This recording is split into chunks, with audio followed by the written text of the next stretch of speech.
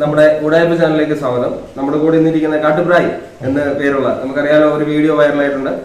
അദ്ദേഹത്തെ ഒന്ന് കാണാൻ വേണ്ടിയിട്ടും അദ്ദേഹത്തിന്റെ സാഹചര്യങ്ങളും അദ്ദേഹത്തിന്റെ ജീവിത സാഹചര്യങ്ങളെ കുറിച്ച് നമുക്ക് ഒന്ന് ഇത് അറിയാൻ വേണ്ടിയിട്ടാണ് വന്നിരിക്കുന്നത്. അപ്പം സന്തോഷേട്ടാ, താങ്കൾക്ക് കാട്ടുപ്രായ് എന്നൊരു പേരുണ്ട് അല്ലേ? തീർച്ചയായിട്ടും. താങ്കൾ ഒരു വീഡിയോ എടുത്തു. കാട്ടുപ്രായ് നല്ല സന്തോഷം എന്നാ പേര്, പക്ഷെ കാട്ടുപ്രായ് അറിയപ്പെടുന്ന അങ്ങനെയാണല്ലോ. സോറി, അതിനകത്ത് താങ്കൾ ഒരു വീഡിയോ എടുത്തു. താങ്കൾ അതിനകത്ത് പറഞ്ഞ എല്ലാം സത്യം തന്നെയാണ്. പിന്നെ തീർച്ചയായിട്ടും നമ്മൾ നുണ പറയായിരുന്നു. നുണ പറയാതെ നമ്മൾ സത്യം മാത്രമേ അധികം പറഞ്ഞു. അപ്പം എന്റെ ചോദ്യം ഇത്രേ ഉള്ളൂ, താങ്കളെ ആരാണ് സഹായിച്ചത് ഇറങ്ങാൻ വേണ്ടിട്ട്? എന്നെ ഇറങ്ങാൻ വേണ്ടി മോഹനെ സഹായിച്ചത്. മോഹൻ ഏത്? നമ്മൾ വീടിന്റെ അടുത്തുള്ള ആളായിരുന്നു. വീടിന്റെ അടുത്തുള്ള മോഹൻ കണ്ടാൽ പോലും, നമ്മൾ ഇറങ്ങി വരുമ്പോ കണ്ടാൽ പോലും അവൻ തിരിഞ്ഞു നിൽക്കുന്നവനാ. ആ മോഹൻ അല്ലെ മോഹൻ. പിന്നെ ഏത് മോഹനെ കുറിച്ചാണ് താങ്കൾ പറഞ്ഞത്?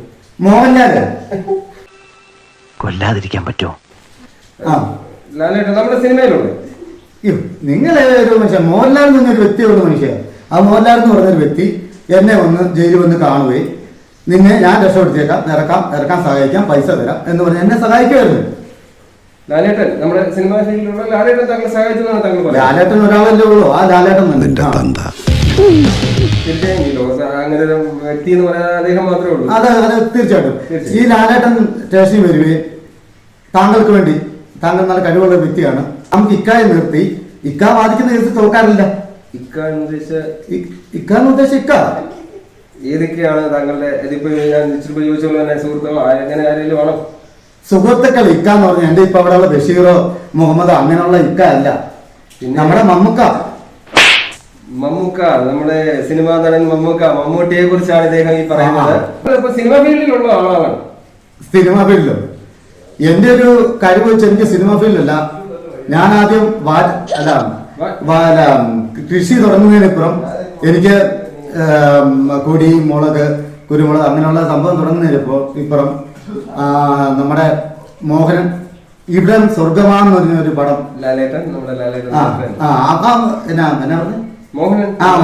മോഹനൻ ഇവിടം സ്വർഗമാണെന്ന് പറഞ്ഞൊരു പടം ചെയ്യാൻ വേണ്ടി ഇവിടെ വരികയും അവിടെയാണ് ഈ പടം മൊത്തം മുക്കാൽ സമയം ഷൂട്ടിങ് അവിടെയാണ്. താങ്കൾ പറഞ്ഞ ഇവിടെ സ്വർഗമാണെന്നുള്ളൊരു പടം എടുത്തിരിക്കുന്നത് താങ്കളുടെ പുറകിൽ നിന്നാണ്? തീർച്ചയായിട്ടും. അപ്പൊ താങ്കളുടെയാണ്. ഞാൻ ഒരു കാര്യം ചോദിക്കട്ടെ, താങ്കൾ എന്തായാലും ആ കൃഷിക്ക് വേണ്ടിട്ട് ഒരു വളം ചെയ്യണമല്ലോ, എന്താണ് അതിലേക്ക് ചെയ്യുന്നത്? അല്ലല്ല, പാറ്റംബോസ് ആണ്, ശർക്കരയല്ല, പാറ്റംബോസാണ്. നമ്മളത് മനസ്സിലാക്കണം. പാറ്റംബോസും സകല അങ്ങാടി മരുന്നല്ല, കുമ്മിക്കെന്നൊക്കെ പറഞ്ഞ മരുന്നൊക്കെ ഒത്തിരി ഉണ്ട്. അതൊക്കെ ഇട്ട് ഇളക്കി ഇങ്ങോട്ട് ചെയ്ത് കഴിയുമ്പോഴത്തേനും അതേപോലെ ഒരു കുപ്പി കിട്ടേണ്ടത് 2 കുപ്പി അല്ല, ഒരു കിലോ കിട്ടേണ്ടടുത്ത് 5 കിലോ കിട്ടും. എന്ത് വെള്ളമാണ് അവിടെ യൂസ് ചെയ്തത്? അത് ബാറ്ററി അല്ല,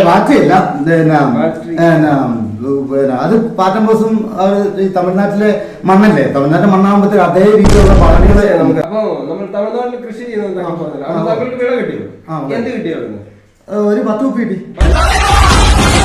അല്ല, ഒരു 10 കിൻഡൽ സാധനം. 10 കിൻഡല്? 10 കിൻഡല്. മോഹൻ താങ്കളുടെ സുഹൃത്താണ് അല്ലേ?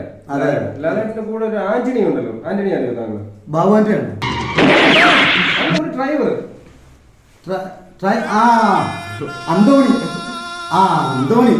അന്തോണിയാണ്. അതൊരു കഥയുണ്ട്. എനിക്ക് എന്റെ പിക്കപ്പ് ഓടിക്കാൻ വേണ്ടി ഒരാളില്ല, തപ്പി നടന്നു വന്നിട്ട് ഞാൻ ഇഷ്ടം പോലെ ഹിന്ദിക്കാർ ഇറങ്ങി നടക്കുന്ന സ്ഥലമാണ് പെരുമ്പാവൂർ.